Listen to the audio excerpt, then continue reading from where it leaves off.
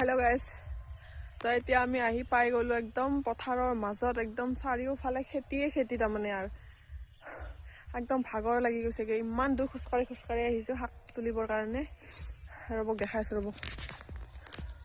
এয়া মাক দেখিছে না নাই একদম এইবিলাক নহৰু খেতি এই নহৰু খেতিৰ মাজত মা একদম শাক তুলি আছে দেখিছে না নাই নহৰু খেতিৰ মাজে মাজে এইবিলাক শাক গজি আছে এয়া মা চাহ একবাৰ দেখাই দিয়ক চাও এয়া মা একদম মোনা লৈ পেলাই আৰু এইফালে দেখিছে না নাই এইবিলাক ওলকবি সৰিয়হ বাপৰে বাপ চাৰি কোনো নাযাবা গালি দিব